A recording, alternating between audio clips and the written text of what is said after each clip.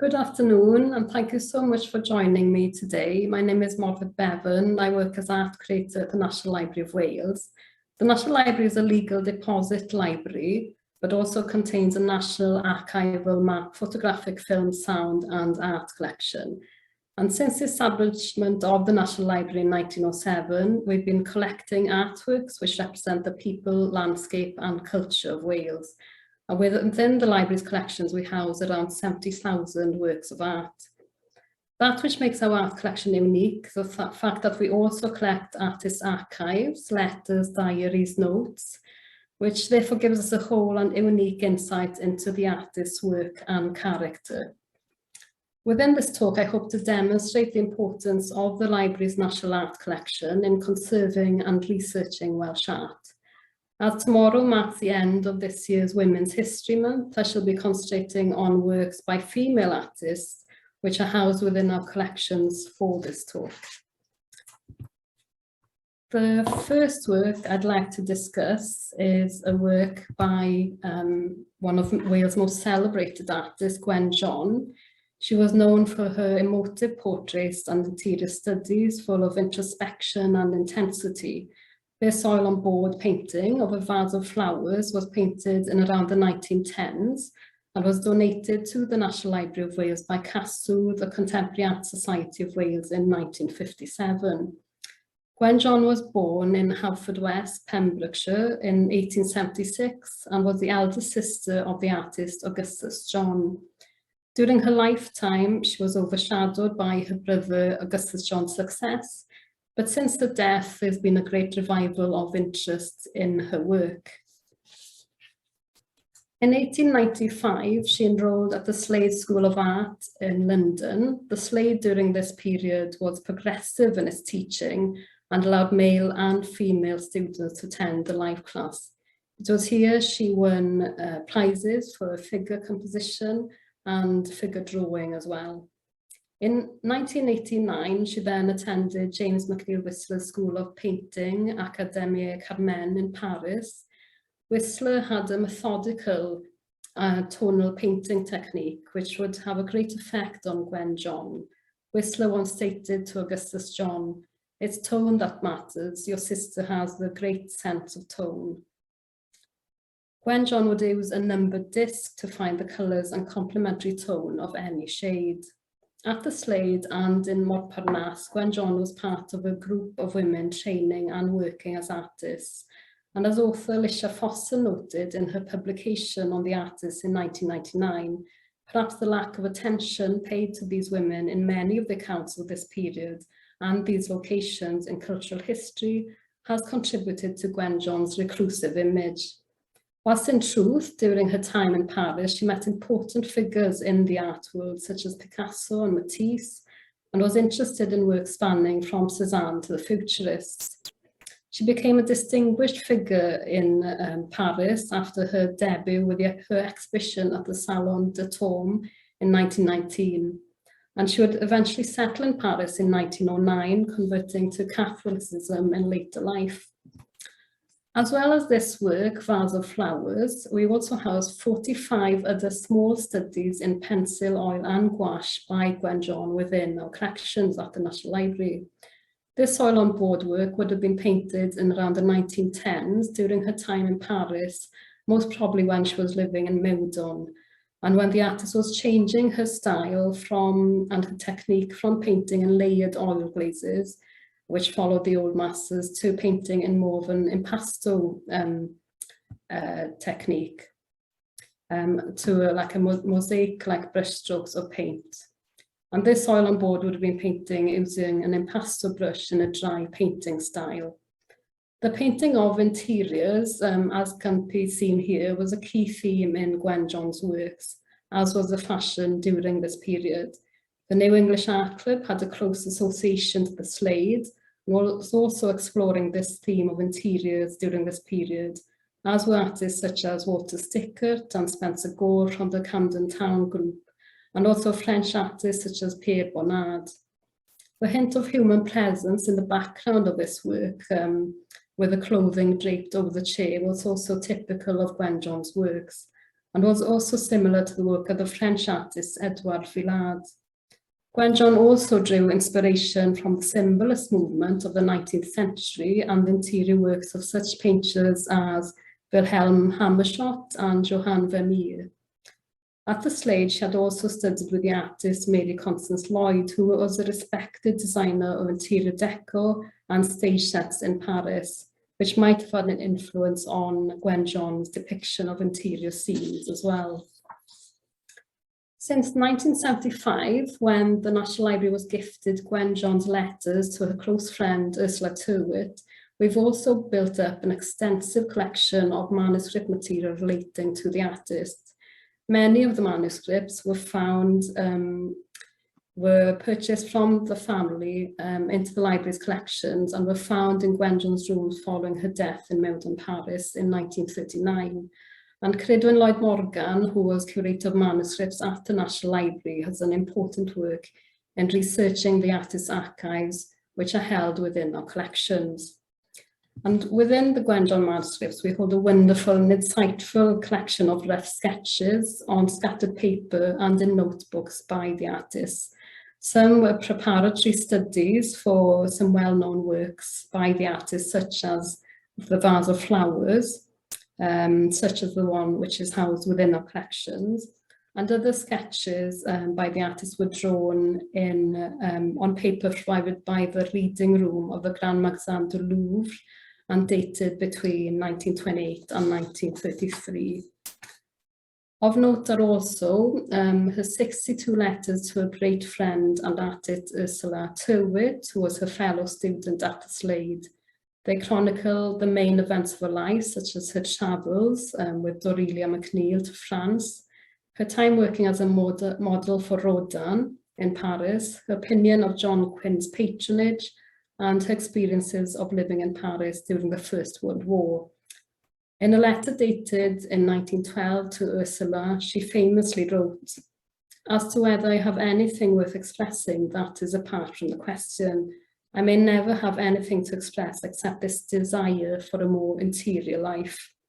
Although, as Alicia Foster stated, there has been a tendency to overanalyze these words as confirmation of Gwen John's reclusive character, when in truth, she was bemoaning the prospect of a family visit in this letter and its destructive impact on her work. For Gwen John also stated in a similar letter, "If we are to do beautiful pictures, we are to be free from family conventions and ties." We're also fortunate in the National Library to house a vast number of works and archives relating to the acclaimed artist and poet Ray Howard Jones within our collections. The artist was best known for impressionistic and neo-romantic styled works of Morlais and Scomer Island on the Pembrokeshire coast, which she referred to as her spiritual home. Such as this work titled Bendith y Tonnau in Welsh, which translates as the blessing of the waves, which forms part of our collections at the National Library. This work was displayed in a retrospective exhibition of the artist's works, which was organised by the Arts Council of Wales in 1974. The artist's close friend and acclaimed poet, writer and artist David Jones wrote the introduction to the exhibition booklet and stated, "This artist's milieu is that most westward extremity of Wales, the sea-girdled land or the seven cantrefs of Pwyll Pendefig Dyfed, or more precisely still, the model land of those magical cantrefi where lithosphere and watersphere and atmosphere merge." The artist was born in Berkshire, England, to Welsh parents and was then brought up from the age of 2 in Penarth, Cardiff, South Wales.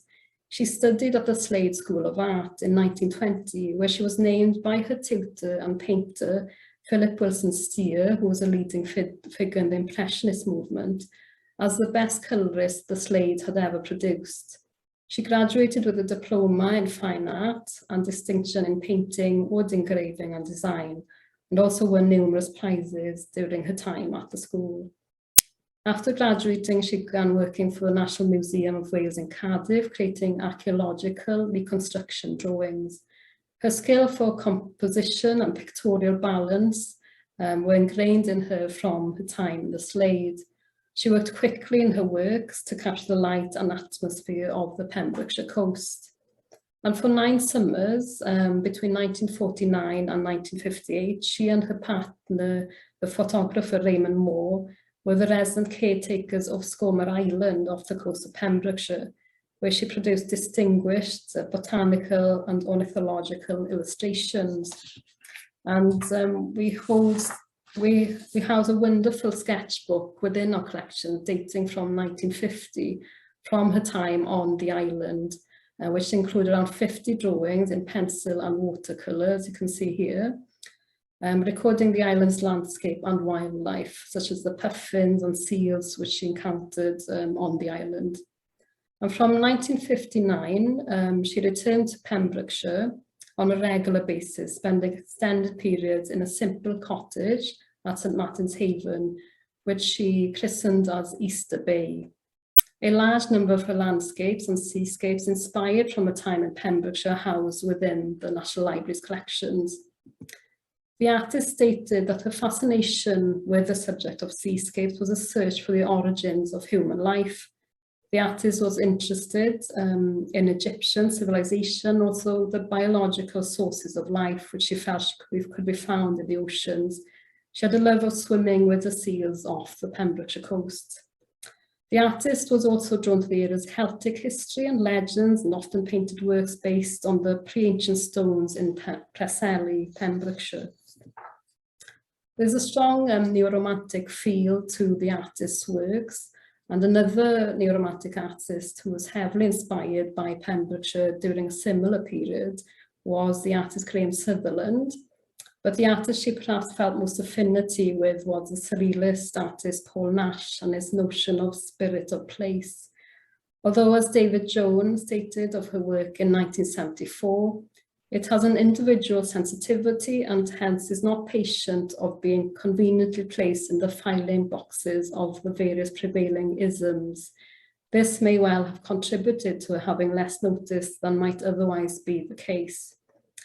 Great Howard Jones, as Nash and Sutherland, was also an accredited war artist. She was one of a handful of women artists to be commissioned by the War Artist Advisory Committee, the WAAC, and she was the only woman to record the preparation of D-Day shipping around Penarth and the Cardiff docks, and was also commissioned to produce paintings of the fortifications of the islands of Flatholm and Steepholm in the Bristol Channel. In 1993, the Rocket Press organised a lifetime retrospective exhibition of her work, and a volume of her poetry, Heart of the Rock, was published at the same time. And as Merlin James and David Stevenson wrote in their monograph on the artist's work to note the exhibition, ignoring passing trends and fickle artwork fads, she has never doubted that pursuing an individual, even isolated path would lead to ultimate recognition, whether or not in the artist's lifetime.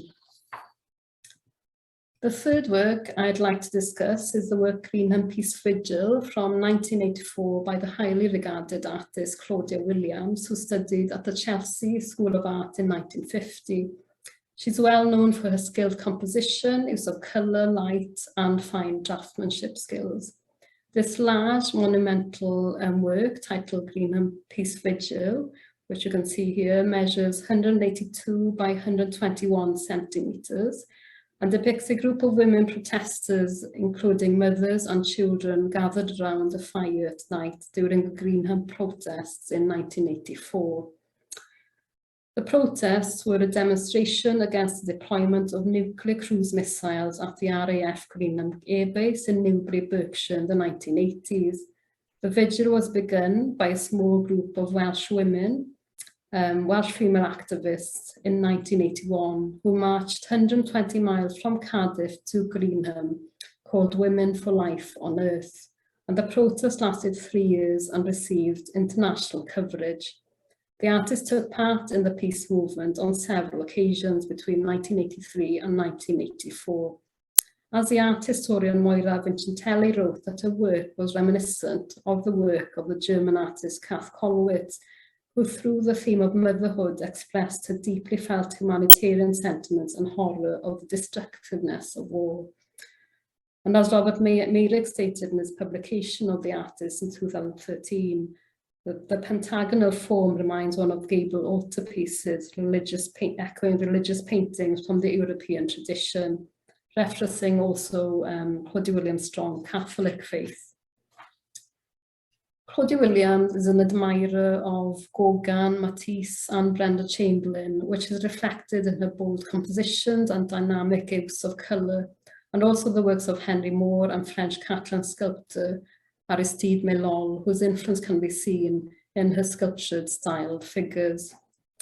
And within our collections, we're also fortunate to house a sketchbook containing preparatory sketches which the artist created whilst at the vigil, and they provide us with a fantastic insight into the artist's time at the protest. And during the same period, Claudia also started working on her work Madonna and Child and Beach Children, once again a reference to a strong Catholic faith.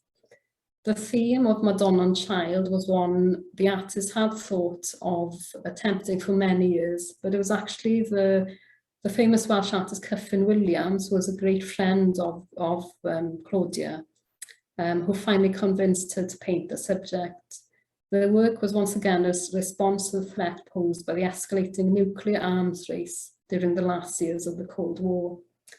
And the library's always had a very strong relationship with the artist. A hugely popular retrospective exhibition of the artist's works was held here at the National Library in 2000, and another exhibition containing emotive works based on the drowning of Seren Valley was held in 2010. The Seren works reflected upon the drowning of the village of Capel Celyn near Bala, North Wales in 1965, where 75 residents were forced to leave their homes and 12 farms, a school, a chapel, a post office were drowned to create a reservoir to provide water for Liverpool. And within the Seren work, she did not focus on destruction itself, but on the aftermath of the drowning, focusing on the psychological terror imposed on the residents. Williams researched our archives here at the National Library of Wales, which moved her deeply whilst preparing for the works. The artist is also well known for her interior scenes filled with children, grandchildren and family gatherings on the beach, and with 4 children to raise, her love for her family became her subject matter. She and her husband, the landscape artist Gwilym Pritchard, lived in Brittany for 15 years, where they were both awarded the Silver Medal by the Academy of Arts, Sciences and Letters in Paris. Claudia was also awarded first prize at the Salon de Vannes in 1989 and elected member of the Beaux Arts in 1993. And recently, we were fortunate to be gifted with 3 fantastic works titled Ponterwyd Gaia, Barclodiad y Gawres and Bryn Celli Ddu, by the highly acclaimed artist Mary Lloyd Jones into the National Library's collections. The artist is well known for her abstract, dynamic and expressionistic Welsh landscapes, and it's heavily influenced in her works by the cultural and geographic history of Wales. As the artist stated, the subject of my work is the natural world and my own identity, clouds, shadows, rocky strata, field patterns and wildernesses. The 2 triptych oilworks, Barclodiad y Gawres and Bryn Celli Ddu, which were recently gifted, were created especially for an exhibition here at the National Library at our Gregynnog Gallery in 2006, and therefore it's a fitting tribute for these works to be now housed at the library. The 2 triptych works were based on the carved linear designs of the Ogham alphabet created by the Celtic Britons on the prehistoric stones in the burial chambers at Barclodiad y Gawres and Bryn Celli Ddu on Anglesey, North Wales, therefore showing the roots of the Welsh language. Her journey to creating these works began in 1989 when the artist had an exhibition in Ilkley, Yorkshire. On Ilkley Moor, she saw the cup and ring marks which were created during the Neolithic age, which inspired her to research museums and moorlands in Wales in search of similar markings.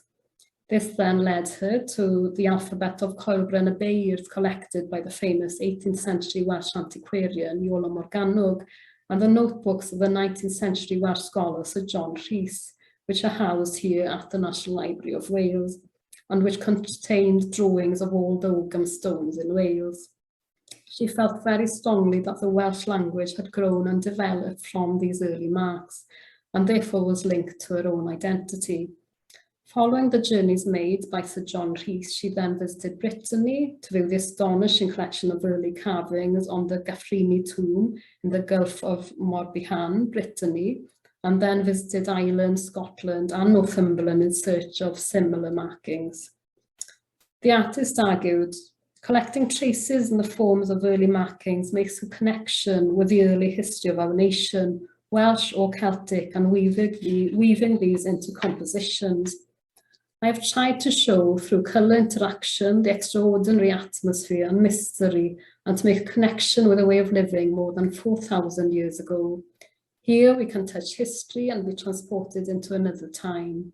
Ancient literature and poetry has the highest cultural status in Wales. Poets often expressed in words that which I wish to convey in my compositions. Being a member of a cultural and linguistic minority is an important part of my identity. The artist was born in Devil's Bridge, Ceredigion in 1934. She trained at Cardiff Art College, but felt frustrated that women were geared towards more traditionally female mediums. She stated, at times, I feel I was related to the wrong sex, living in the wrong place during the wrong period to be a successful artist. After college in 1956, she returned to her beloved Ceredigion landscape and stated, I took the advice of Barbara Hepworth, who once stated perhaps that what one wants to say is formed in childhood, and the rest of one's life is spent in trying to say it. She began creating abstract and expressionistic works based on the Ceredigion landscape. Some of the artists and art movements which have inspired her during her career have included Brenda Chamberlain, Henry Matisse, Kerry Richards, David Tinker, and also Tantric art and the Bohos, Cubist and Surrealist movements. In 1971, Mary was invited to become the first female member of the Welsh modernist art organisation, Group 56 Cymru. And Mary stated in 2002, that which encourages me is seeing women much younger than me, creating works which are not dissimilar to what I am attempting to convey in my art. The last work I'd like to discuss is a work by the artist Seren Morgan Jones, who last year was named by Art UK as one of the top 10 artists to follow on Instagram for 2021. Born in Aberystwyth in 1985, the artist lived for a period in Vienna and Kuwait.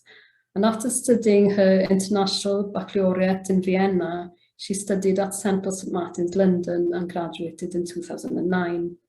Seren creates dynamic works portraying powerful Welsh females in a mixture of traditional and contemporary style, inspired by such artists as John Singer Sargent, Caravaggio, Gustav Klimt, and Velasquez. The women are always in control in Seren's works, with eyes looking out directly at the spectator and therefore turning the male gaze on its head. Influenced by classical portraits of women portrayed as passive, an object to be desired, the artist felt there was a void which needed to be filled when it came to portraying Welsh women in a contemporary manner. The first work we acquired from Seren was this work. You can see here, Blue Gloves, Orange Chair in 2018, which was on display in an exhibition at Ceredigion Museum in Aberystwyth at the time. This work, she stated, was an opportunity for her to play with colour and textures in order to create a psychological portrait or essay. And she stated, with my pieces like this one, where I initially approach it as an exercise in curating an image, I don't create a biography of who they are, but it is important that I capture a specific mood or energy that brings the person in the portrait alive. And that is cultivated and focused in and throughout the painting process. The work was influenced by the work of the New York-based artist Paul Wackers and his stenciling and masking tape technique, and she sought to create a marble dish effect in the background, and she also created a multimedia effect by using holographic plastic paper for the golden effect in the foreground, and experimented with a splashing effect on the t-shirt as well. And she's created works portraying Welsh women during the Industrial Revolution in Wales as well, and Welsh suffragettes from the 19th century. And she views her portraits as painterly collages. Her inspiration comes from a range of sources, from Instagram to nail art and TV adverts. Our archives here at the National Library of Wales as well. And one of the main aims of her work is to make people rethink the meaning of Welshness by portraying women from different backgrounds and ethnicities in her works. As Seren stated, I'm not sure where it started and it was a gradual process, but I think of all the made-up femmes I paint are those who identify as Welsh. And through my work, I'm trying to unlearn biases, narrow and untrue, of what it is to inhabit a cultural identity and expand it to reflect reality. Last year, we were fortunate to acquire 2 additional works by the artist into our collections from Gallery 10 Cardiff. The portraits are of Curator and Curator, the mother and daughter characters from the famous Mabinogion tales, Welsh legend. She was inspired by the iconic illustrations created by her grandmother, the artist Lloyd Jones of the Mabinogion tales, which she created in the 1980s for Gwen Johns's publication on the tales, and which we also hold within the National Library's collections on behalf of the Books Council of Wales. And she sought to portray the iconic characters herself, but heavily influenced by her grandmother's works as well. So many thanks for listening, and please do visit the library in the future to view the works I've referred to in my talk, and also to visit our fantastic exhibitions. And images of the works can also be viewed on our website and on the Art UK website as well. And I hope that today's talk has given you an insight into the important work we do at the National Library in conserving, collecting and supporting Welsh art today.